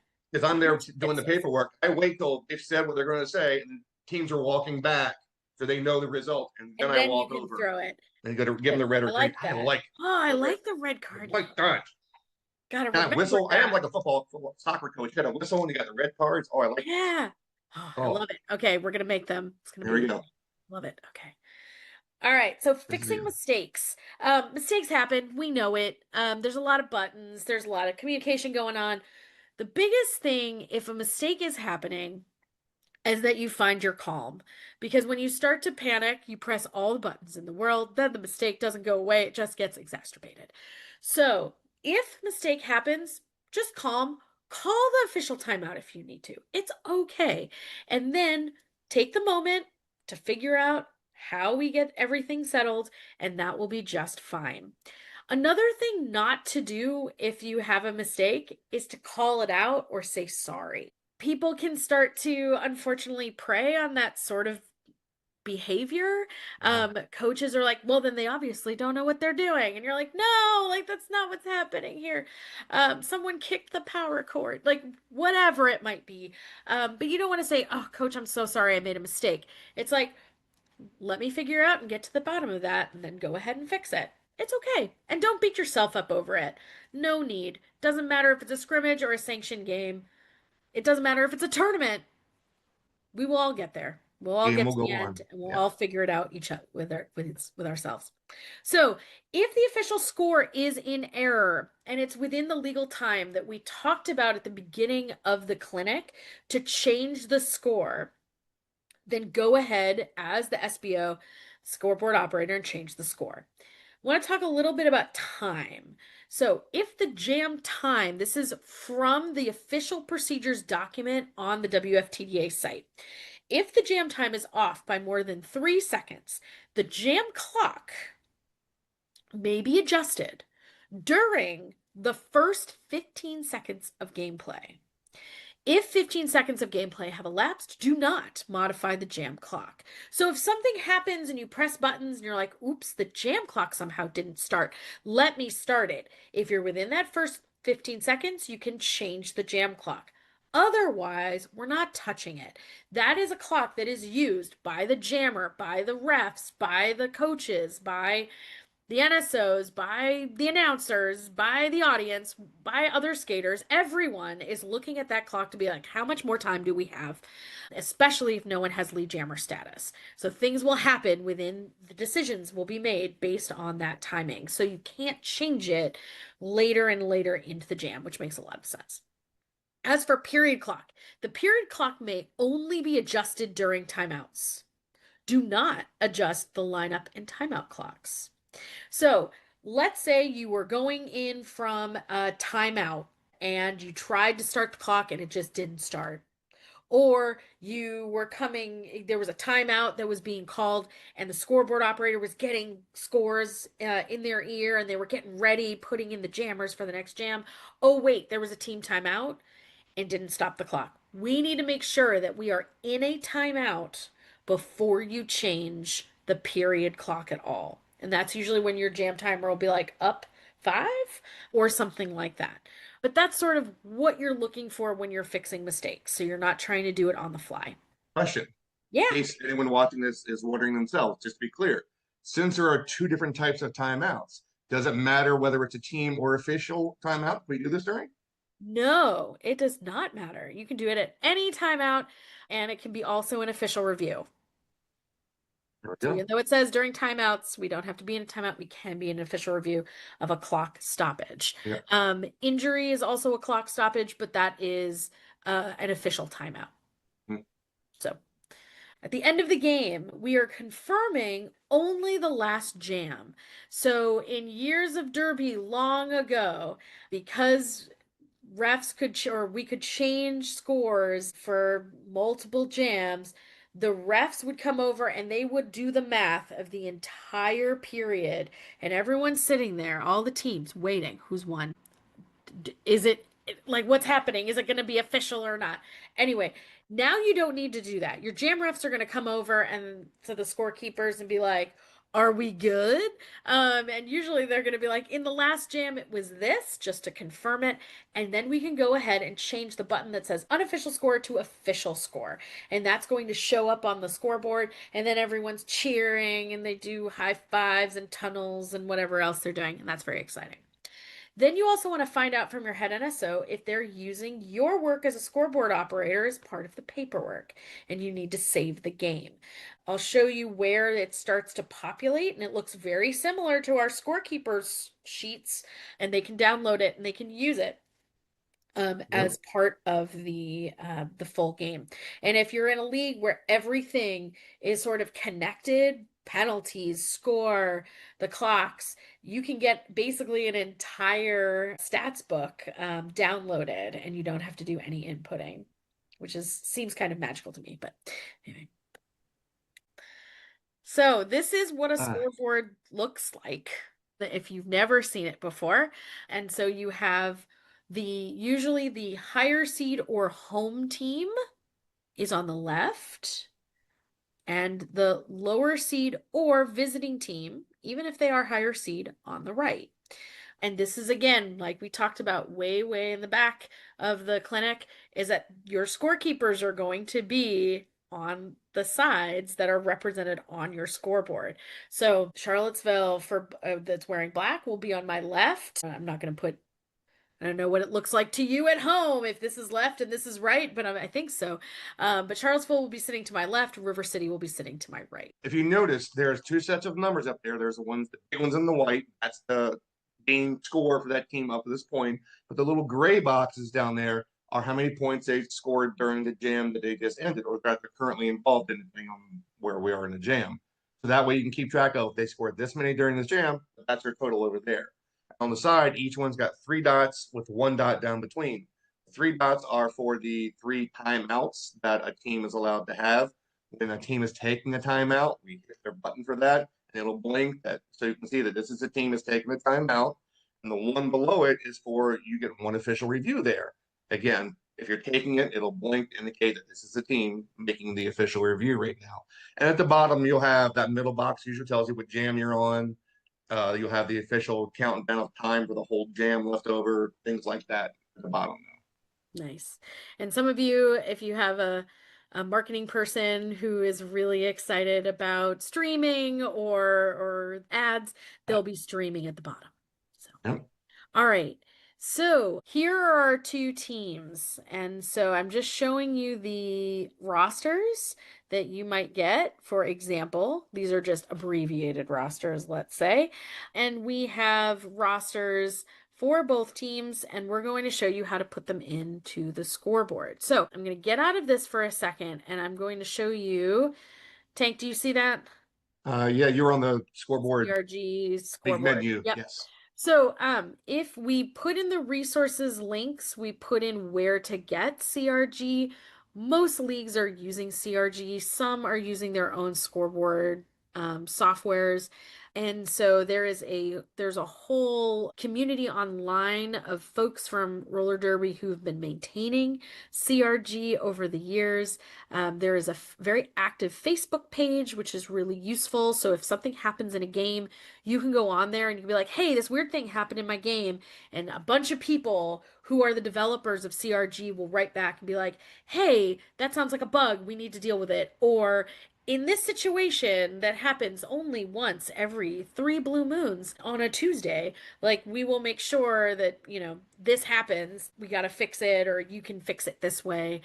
So don't feel like if something happens in your game and you're like, I have no idea what to do, go ahead and post it there. Even if it's an easy fix for someone and you're like, I'm a new scoreboard operator, but I'm now my league's point person for this.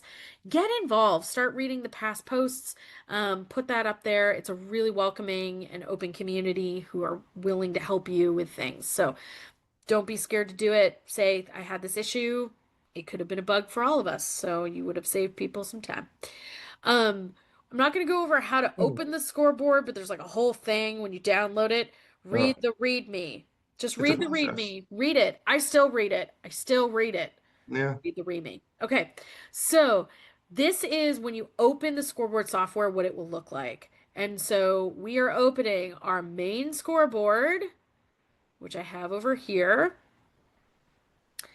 And that is what is going to get dragged onto the display, however you are showing it onto a screen or a projector or whatever.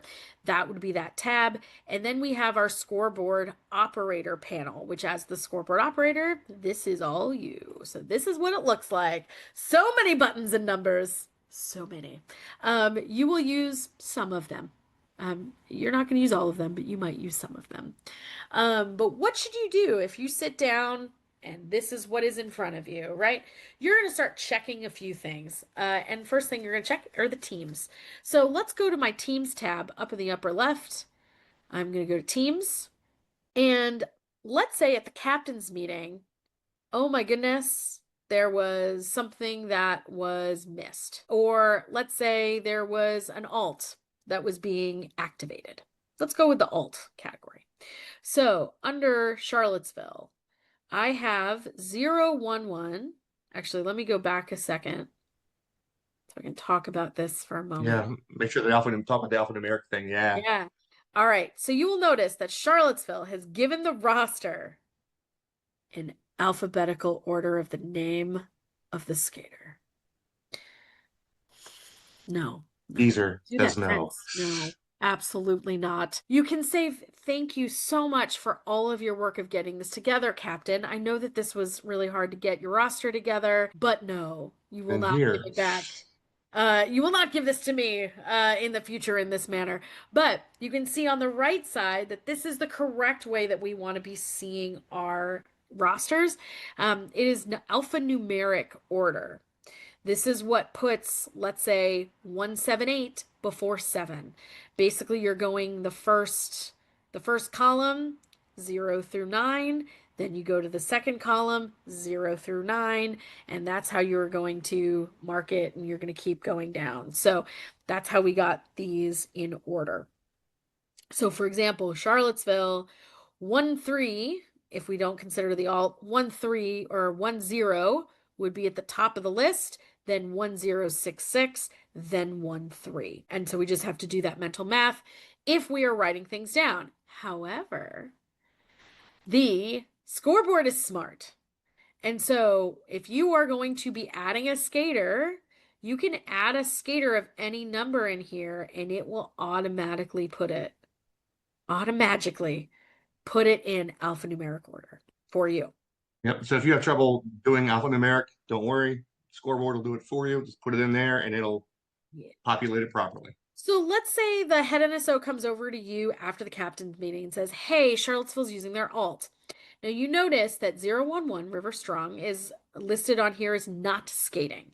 I've put them in as an alt. And there isn't just alt, there's alt captain. That's in case a captain fouls out or is expelled and you have an alternative captain. Anyway, doesn't matter. Right now we can just say skating and non-skating, and I can make them a skater. And if sync changes is green, right, you can change a bunch of things while sync changes is not green, but if you say sync changes, if I go back to controls, notice 0 and 1 is now here. Now, if 0, 1, 1 was coming in for somebody, we can make someone else not skating. So let's say 6, 6, 6, they're like, oh, tweaked her ankle, wasn't able to be here, so sorry, beast. All right, not skating for this game. Sync changes is on. If I go back to controls, 666 now disappears. This will be helpful for you to only have the people who are on the track. Because otherwise, if you put in everybody from that team, they're going to get really, there's just going to be too many numbers. So make sure that you are putting them in like this. And if you don't put the alts on, you gotta stop, go over to teams, put them on so they can now be on the scoreboard, which is right. So just put them in initially, make Yep. them not skating, make sure they're here, and then we can go ahead and like quickly change them with a quick button. Now, let's say you had one that you wanted to remove, like isn't part of the team anymore, for example. So let's say we have a scenario where there's an error, and maybe it's not a sanctioned game, so it's not a big deal, but maybe it was actually just in how we input the things into the scoreboard. It's like, oh, 511 isn't Adrenaline's number. It's actually 26. Mm-hmm. And we're like, oh, okay. So if I go in here and I change it to 26 and I press enter, notice that the software has already switched Adrenaline in the list to being in alphanumeric order. And again, if I say sync changes, you have to do this for each team, everyone. If I go back to controls, you'll now see that 26 is here. Now you might say, hey, Bruce, how did you get this little like glow around both teams? And how did you get River City to have, oh, you can't see it, but if I go over to display, you can see that both teams have a little bit of a glow and that River City has 3 green dots and a dot for the official review. So if I go back to scoreboard, you can change this on teams by going to colors. And so for Charlottesville, they're in black. What I've done is you can add a type of color, and I've made the glow halo some sort of like light green, light gray. That can be helpful. And then if I go to River City, I wanted to make sure that their scoreboard dots were also green. So they have a little text icon and that's also green, and you just click on the color and you can change it in RGB or you can drag it around to get something close. And that way, that's what it looks like. And that's what it looks like on the scoreboard. Okay. So a little bit about what we see here. We have the 2 teams that are sitting next to you. Before I get to hotkeys, you are going to every trip for scoring. Let's just talk about the score part of this. You can just bring up the points by clicking it and bringing it back down. So you can just do this. You can do it with a mouse. You can do it with a touch screen, I guess. You can click on it. 1, 2, 3. Now, I can also just click how many I got. So if they're like, black 3 confirmed. Oh, black 4 confirmed, right? So I can choose which one that I need.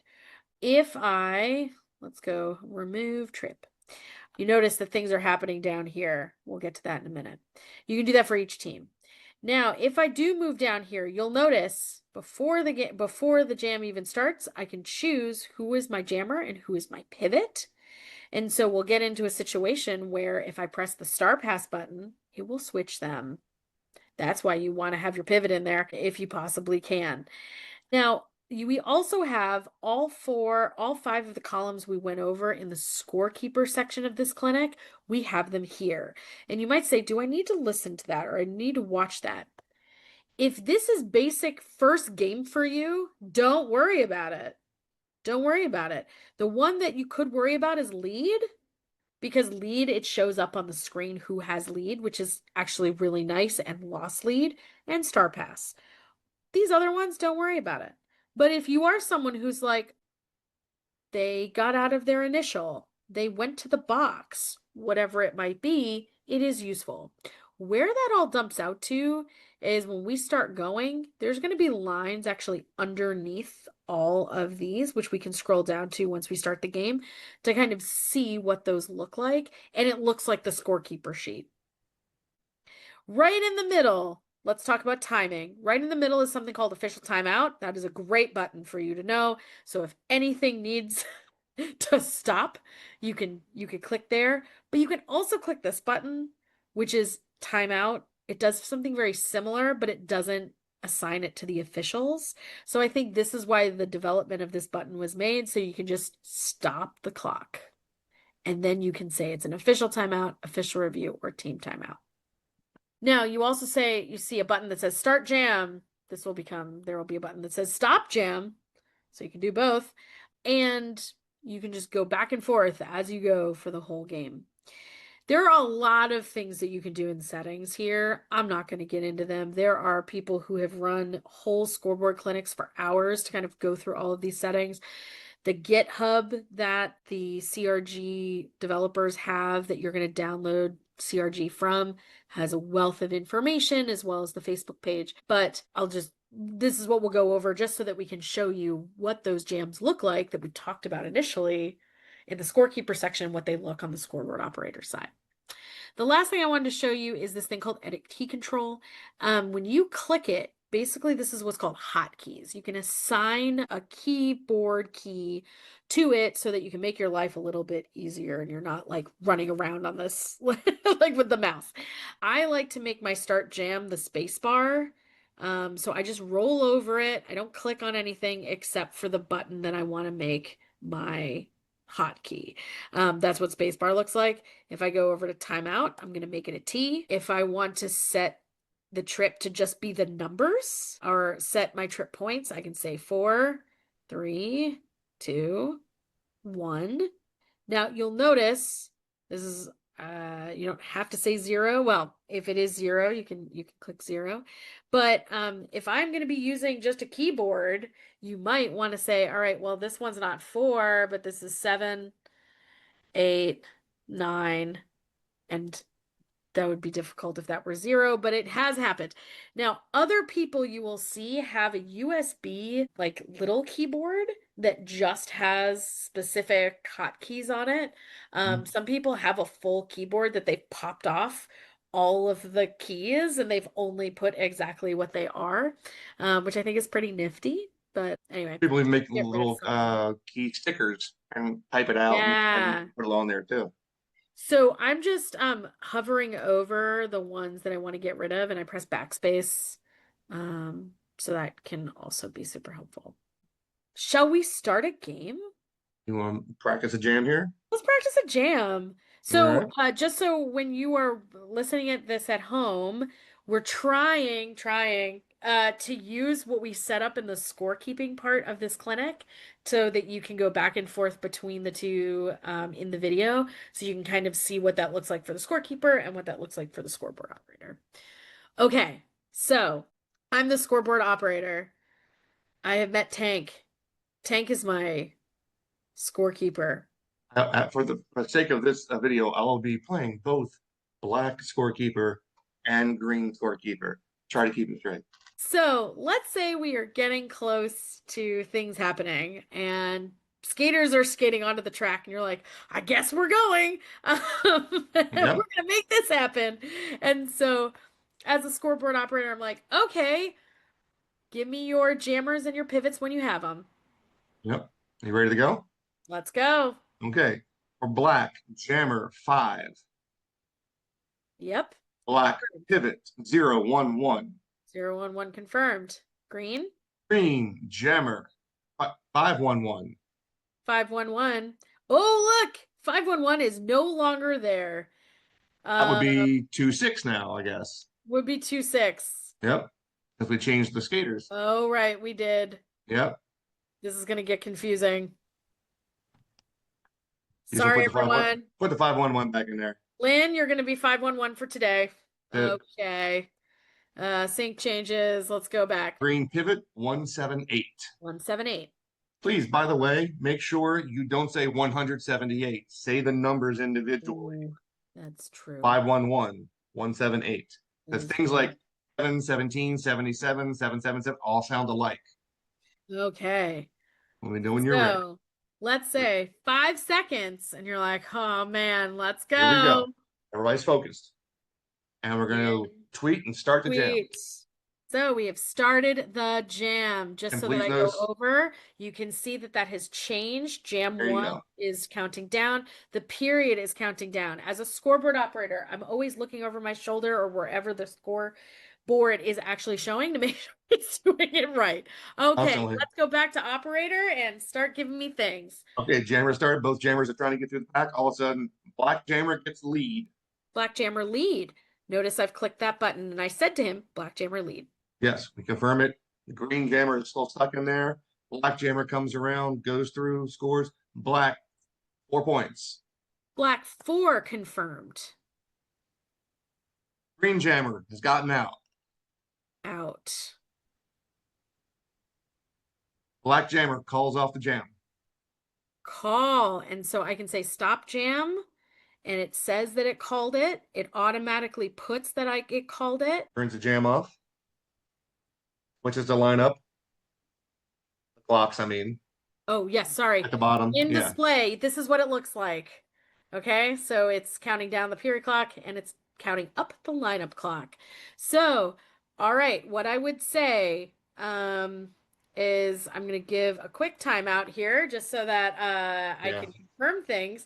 But let's say there is an official timeout and I'm like, oh, cool, official timeout. Yep. Sounds good. And I was talking too much. So what this should have sounded like is it was called, and then I would have said as my scoreboard, I would say black had 4 for the jam and has a game total of 4. Confirmed. And green has a jam total of 0 and a game total of 0. Confirmed. Okay, so give me your jammers and your pivots. Jam 2, black jammer 4. Black jammer 4. And please point out, please notice, 5 has a little halo to show you that 5 has been a jammer before. That way you'll start seeing like the same 4 or 5 people coming back and back. So you can automatically see those keys already lit up for you. So you might see them again. So just FYI. And black pivot 1-3. Okay, 1-3 confirmed. Green. Green jammer 7. Green 7 is the jammer.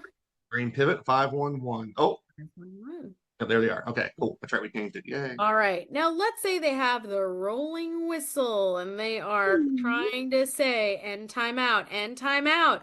It ends the timeout. It starts to count up for a lineup again because you have 30 seconds after, up to 30 seconds. But let's say jam timer is ready to go. Everybody's ready to go. All right, we are going to start that jam. Tweet. Boom, jam starts. Started. Jammers fighting, trying to get through. Black gets lead. Black lead. Oh, black committed the penalty. Black's going to the box. Black goes to the box. Lost lead. Green jammer's on a star pass to 5-1-1.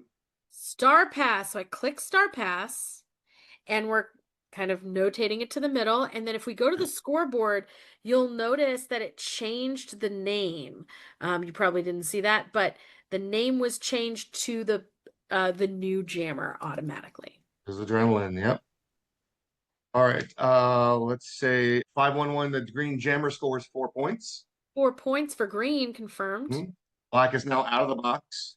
Black is out of the box. Oh, I could have put them in the box. Oh yeah, put them in the box. Take them out of the box. There we go. Black scores 4 points. 4 points black. Green scores 4 points. 4 points green. And it has been 2 minutes, and the jam ends. Stop. We confirm the final trip. So I would, and so yep, you have 0 for green and you have 0 for black.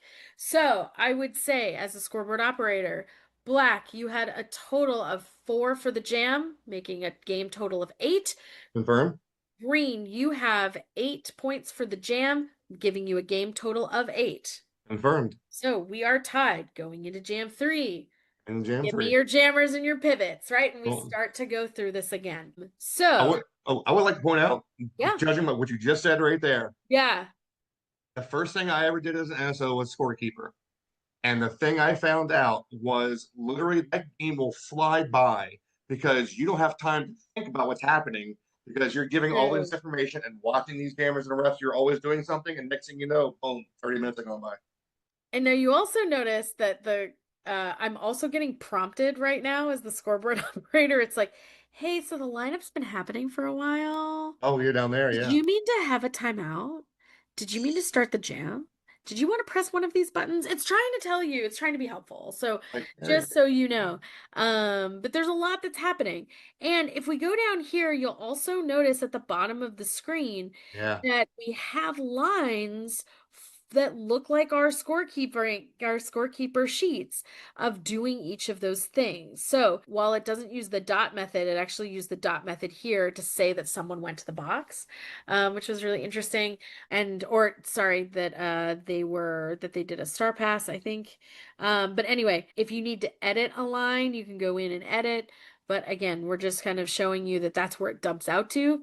It doesn't Yeah. have to dump out to anywhere. It can just be unsaved. You don't have to worry about it and get rid of it when you start a new game.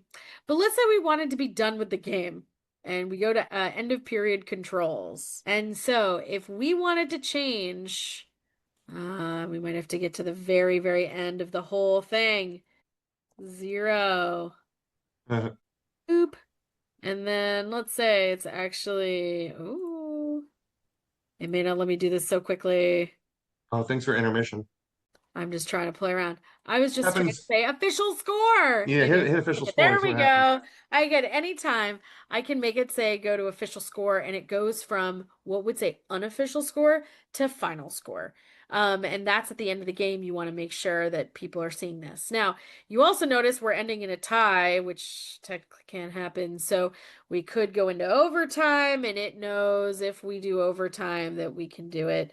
Oh my goodness, there's lots of things. We're not getting into all the intricacies here, but we are just trying to basics of how to actually run the scoreboard. So, questions or constructive feedback, contact us. We're going to send out an email from all of the teachers from the VRDN clinic so that you can contact us if you are wondering who to contact because you're watching this online and you weren't at the clinic. Go ahead and contact the VRDN contact info that is on the YouTube page, and they will get you to one of us.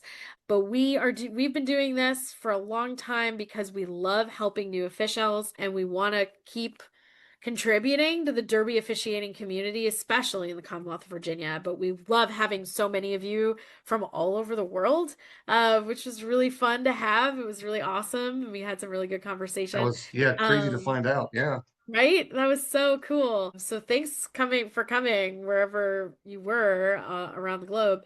If you have any questions or constructive feedback for us, please let us know. We'd be happy to take that into account as we do other clinics, and we will do other clinics. We like the Zoom. I think it worked really well. So we'll keep talking about it, and we'll do some more in the future. So if you are learning how to teach this, Zoom is wonderful for some things, but it is not, we don't think it's necessarily a full substitute for if you are able to do something in person for officiating. So what we are going to run is, as I said, we're going to run 2 score tables. One that is actually hooked up to the scoreboard, one that is not, but they're going to be next to each other. And so we'll have newer folks at that table first for the first game. There's multiple games happening throughout the day at that first table so that they can make all of the mistakes and get out all the fears and have all the jitters, and it won't be going up to a scoreboard, but they will be able to see a jam ref and echo it back.